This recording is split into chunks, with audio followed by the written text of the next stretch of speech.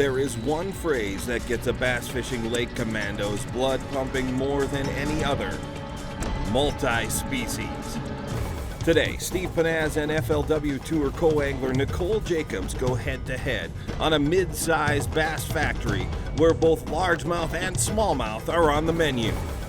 But conditions are tough, and with storms in the area, the Commandos will likely have to pattern pre- and post-front fish, and that's never easy on unfamiliar waters.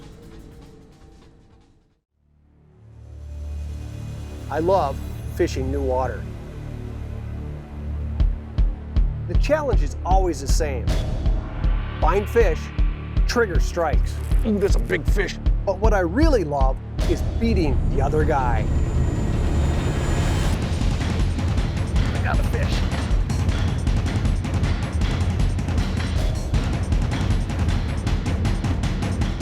This is Lake Commandos.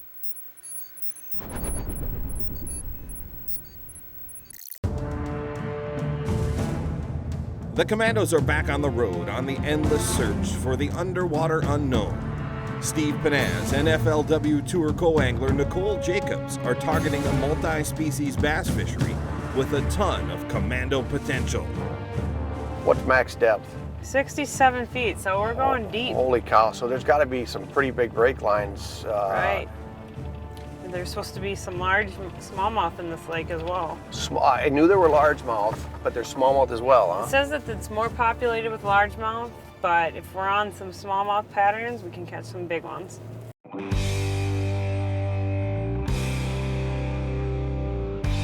At just over 750 acres, today's battleground isn't large, but with deep, clear water and lots of offshore humps, points, and flats, it fishes much bigger.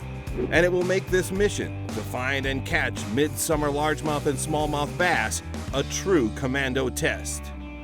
Hey, this is an interesting lake. It's got a lot of structure, but it's also got a lot of area with weed growth. And when you have that much weed growth, these fish can be just about anywhere. I want a bait that I can cover ground both shallow and deep. I'm gonna use a 5/8 ounce bass jig. I've got a Havoc craw. This is a change-up. It's a Scott Sugg designed bait, and it's gonna allow me to fish fast, deep. One of the things that I like about this rig is I've got 15-pound fluorocarbon on here. This lake probably has some toothy critters, and I don't want to lose a bunch of jigs. 15-pound fluoro should help me get past that. And then for a mainland, I've got trilene braid. It allows me to have the sensitivity I want on these long casts in the deep water, but it also allows me to get through the weeds and make good positive hook sets. I've got a 7/6 medium heavy Abu Garcia Veritas rod. It's got a little bit of a softer tip because I'm using braided line, but it's got a lot of strength down through the butt section. For the reel, I'm using a Revo STX. This is a 7.1 to 1 retrieve ratio. It takes in about 31 inches of line, so every time I turn that handle, I bring 31 inches of line. So I've got a versatile package. I've got a rod that can fish shallow, I can fish deep, and this is the rig, and this is the bait that's taking Nicole down today. So I've never seen this lake until today, but I did my homework and I came prepared. I know that this is a deep structured lake. It's very clear. There's about a 12-foot visibility. So if we can find some deep structures, we're gonna go to work with the drop shot. I followed my gut on this one. We're gonna use a 610 medium light rod with a 10-pound fluorocarbon, and I'm gonna use a straight-tailed finesse worm with a 3/8 ounce drop shot weight. And this is what I'm gonna take down Steve with.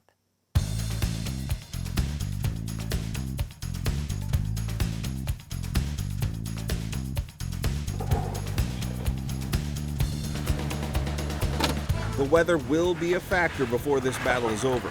Right now, conditions are close to ideal with calm winds and some cloud cover. But the forecast includes possible thunderstorms later in the day. Look at this, we dropped down into 21 feet here, but look at this grass down there. That is insane. The Commandos will start this battle with Steve in control and his jig and plastic program on a deep offshore hump with fast breaks and lots of weed cover. So you can see this hump that we're on. If we back off on it, you can see we've got deep water all around it. It comes up to actually about 5 or 6 feet on top. Now I don't want to fish that shallow. We're gonna see what happens and just try to figure out if we can get a bite or two. I'm throwing a jig. What I like about a jig is it's a very versatile bait. If we need to go up shallow and fish the grass or fish the bulrushes or fish up against docks, which might be a case in this lake, we can do it, but we can also slide out into 15, 18 feet of water, and we've got a lure that will take bass virtually anywhere in the lake. There, I got one. First cast. Let's see if it's a bass. I think it's a smallmouth. You know what? That's a largie. Is it? Yeah. Good First work. cast. Oh, good fish too. Look at this. Good work. Look at that one. Oh, two and a half. Yeah, You know what? it's good size. I'll take it, baby. One for the good guys. I am superstitious. I don't like catching fish on the first cast. A first cast fish? A lot of commandos say that is the kiss of death. But will it be today? Fish on. Another one? Another one, honey. I told you I was coming for you. Lake Commandos is brought to you by Ranger Boats, still building legends one at a time. Power Pole, shallow water anchor, swift, silent, secure. Abu Garcia, for life. Fraybill, trusted gear since 1938. Berkeley Power Bait, fish bite and won't let go. And by Quebec Outfitters, enter to win your ultimate fishing trip. On the hunt for midsummer largemouth and smallmouth bass, Lake Commandos Steve Pennaz has started the day in the front of the boat and in the early lead. But keeping pace from the back of the boat is something Nicole Jacobs does all the time. As a 2-year veteran co-angler on the FLW Tour, Nicole knows what it takes to catch fish from the back deck. She also fishes a number of regional tournaments from the front of the boat and is considered a true up-and-comer in the world of professional bass fishing. I really enjoy this Lake Commando format. You go on the water, no pre-fishing, and you fish intuitively. I find that myself overthink things when I study too much. I really like to survey the water and do a little homework, but I really like to fish intuitively and in the moment, and I do the best when I do that. Fish! You got one? Fish, I got one! Ooh, nice one too.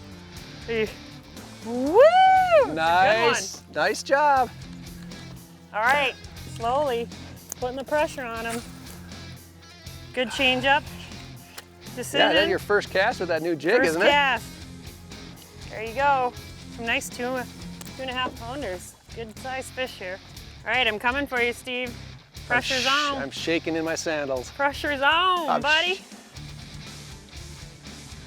You know, what's interesting is this is the change up. It's a Havoc change up, and I caught 2 or 3 fish on this thing, and you can see the tail ripped off. So what I did is I just bit this off and went shorter and went on the jig with this. The problem is I haven't had a bite since. They want the little bit bigger profile and the longer length. So I'm going to switch from the shorter one and go back to the long one. It's one of those little things you look for and say, you know, I was getting bit. Nicole's getting bit. Why? Well, she got the longer bait. It's just a bigger profile. And that's what we're fishing now. My pattern on this trip was to fish jigs. I like fishing them deep, I like fishing them shallow, but one of the things I like about jigs is they produce big fish. And the first several fish we caught on jigs, they were nice. 2.5, 2 3/4 pound, a great average. Oh yeah, baby! Ooh, that's a big fish. This one is nice bass too. There we go. Nice one. Woo! Thing's got some shoulders. There we go. Man, look at the size of these fish. I mean, that is a football right there. Just love being out here and just being on the water. It's a very sacred time for me. My dad taught me everything about fishing at a young age, and I lost him to cancer 3 years ago, so just any time on the water is just my time with him. Got a good one. Look at you. Oh, come on. Be a Oh, bass. that is a nice one. Oh, come on. Get him up. Get him up. Nice job. Woo. Real nice. Put it in. Oh, sorry. Did I break anything? I was like, I gotta get it in the boat. I hope you didn't break your leg. Oh, God. You all right? As long as I didn't break a rod. See what I did to him? I feel bad. Put a big, giant hole in him. It's all good. All right, pressure's on, buddy. Pressure's on. Oh, yeah. Pressure is on. Just don't succumb to it, because I'm fine. Gotta get right up in I there. have to admit, I am concerned that you've had the last 4 bites. Maybe it's just... And I'd like to know, I did see you touch my jig. I don't know what you did to it, but something changed. All in your head.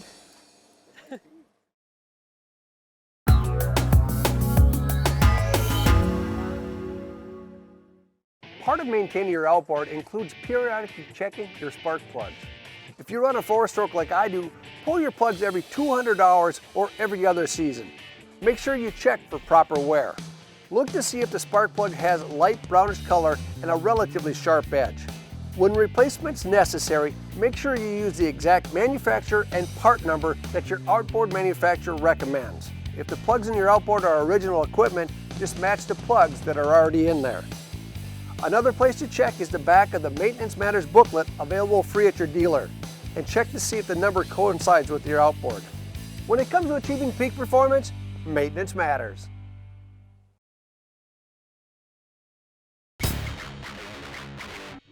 This segment is brought to you by Yeti Coolers. Yeti, built for the wild. Fish. Yeah, baby! On a multi-species bass commando mission, Steve Pennaz put his jig pattern to good use and built a small lead over Nicole Jacobs. After switching to Nicole's drop shot rig, his lead increases with the first multi-species bite of the day. Woo! Woo! Ooh, get it. Let's see it. Let's see it. Is it? It's not a pike, is it? I don't know. I thought it's a smallie. It's acting like a smallie. It's a big fish. Woo! Woo! Look at that real sing. Right there. He's gonna jump. Oh, it's a smallie. Get it. It is a nice one too. Nice work. Dude, get him! Yes! Good work. That's a giant. Ooh, that's a huge smallmouth. I have to give you props on that. Okay, that's a giant. Look at that fish. And this one's tagged too. Look at that smallmouth right there. Wow. Wow. This is coming to bite me in the butt, guys. Look at that. That's a beauty. What do you think it is? 4 pounds? He's all of 4. He might be That's 4 a 1/4. beauty. Look at that. Good work. Look at that bait just came out. I got work to do, guys. Can do it. I can do it. But before Nicole can get to work and cut into the lead, the ugly weather that was forecast for late in the day makes an early appearance. Steve and Nicole are forced to call it quits. But a little weather won't end this war, and the Commandos are back on the water the very next morning, faced with new conditions.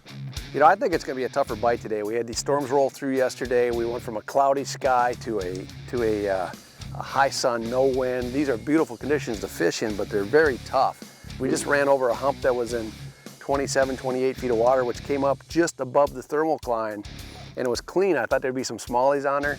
There wasn't a fish at all. We got some sunfish breaking right here, which I love the activity. Got one. Oh, It's a little better fish. better. Better. Getting there. All right, I gotta go to work here. Getting better. Ooh, I got a big one.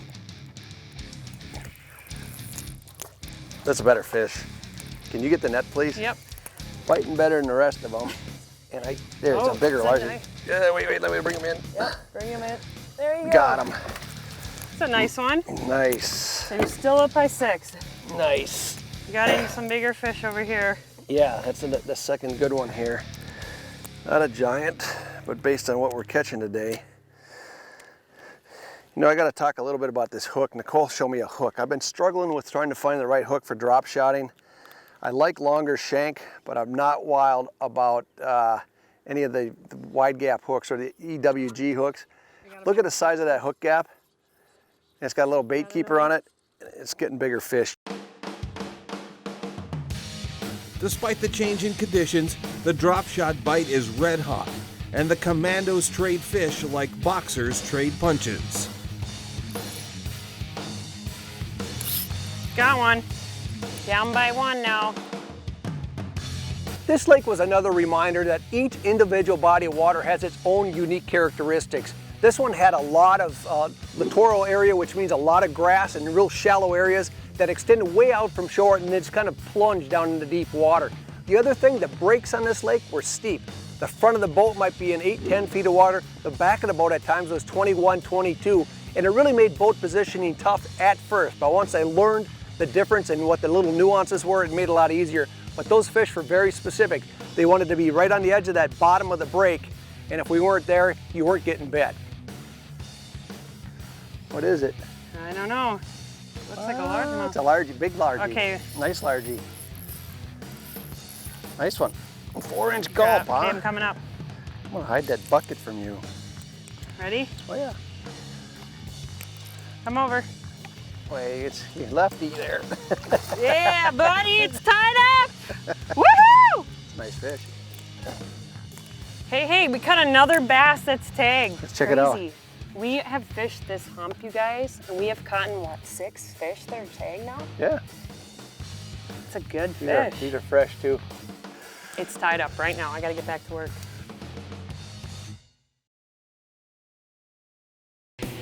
Lake Commandos is brought to you by Yamaha. Reliability starts here. Garmin, fight your fish, not your fish finder. Abu Garcia, for life. Berkeley Trilene, Anglers Trust Berkeley Trilene.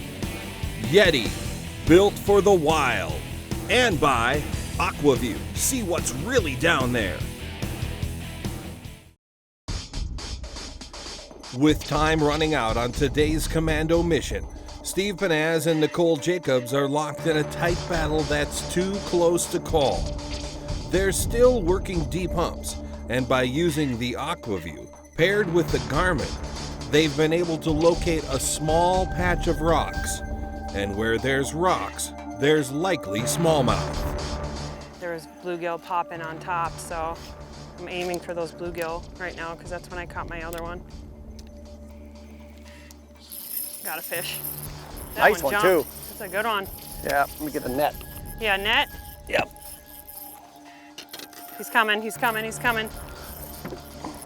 That's smallmouth. Smallmouth? That's a smallmouth. There we go. Woohoo! That is a beauty. That's a giant. That's a nice fish. Congrats.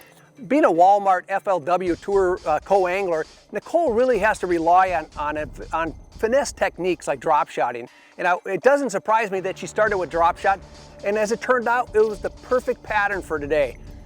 Fish in the conditions, look at that. Smallmouth, wow. When you got conditions like this with no wind, no clouds, you really need to go finesse, and today, finesse produced. Coming up, listen to that. Abu sing. Oh, beautiful in that clear water though, isn't he? Yep. Jump. Nice. Good average size on this spot. Look at where he's hooked. He's got him on the bottom lip. Nice. Look at that right there in the bottom lip. That's a nice fish. He's not 3, but he's very close. 2 and 8. He's very close to 3. One of the things I love about the commando format is when you make the right decision, you start seeing results immediately. Today, I didn't make the right decisions, but I still got to see the results of a good decision, or actually 2 good decisions. And when you go in there with an approach that you want to beat the other angler or beat the lake, and take an aggressive approach to fishing. If something's not working, make a switch. If the spot you're on is not producing, move. It just, day after day, whenever we're out fishing for lake commandos, I see the impact of these seemingly small decisions, but really, she beat me today because she made some good decisions, and they weren't major decisions, it was just a tweak in the bait she picked. That's the icing on the cake right there. Nice jump. Well, that's a giant. That's a giant. Oh. And that will solidify the win for me. Nice fish. The dagger. The dagger. Right in your heart. Right How's here, it feel that to be hurt. beat by a girl today? I don't know. I'm not gonna have to. I'm gonna have to go home and explain to my wife I got beat by a girl. Your so. wife said he'd be first in history, so I'm the first girl to beat him. That's awesome. Congratulations. This was emphasis. And hey, tell you what, drop shot, was perfect for these conditions. Yep. I mean, these are tough ways to catch fish, and obviously this was the one to do it. So congratulations, Lake Commandos champion. Amen, woohoo! Hey, if you want to win what works for us, visit lakecommandos.com or check out our Facebook page.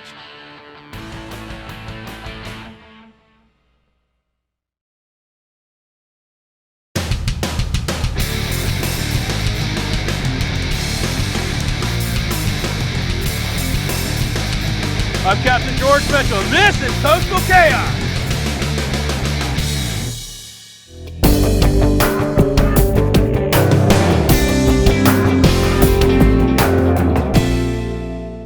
I'm all about a live well full of bait, but I never leave the dock without an assortment of gulp. This stuff flat out works in salt water. Having gulp on board means I'm always ready to fish. Sure, I like live bait, but oftentimes gulp works better. Just recently, I was in the Gulf of Mexico trying to catch bait off a rig when a squadron of 20 to 30 pound cobia showed up. Now, you won't catch me in the Gulf of Mexico in the fall without a cobia rod ready. So I grabbed one, quickly baited a jig with gulp, and hooked up almost immediately. I don't know, boy, that's a nice fish. Oh, okay, come on. Cobia's on the Gulf of Mexico. Another one of the great features of gulp is its durability. I've been fishing this cobia jig for 3 days now. Yeah, I've caught some cobias with it, but I've also caught other guys, stuff like bluefish. Those things got scissors for teeth. Ain't no rubber tail gonna hold up to those guys. For years, we'd hang a rubber squid or flying fish under the kite. Sure, we got some bites, but the fish usually spit the bait when they realized it had no flavor. That's not the case with gulp. When they eat it, they swallow.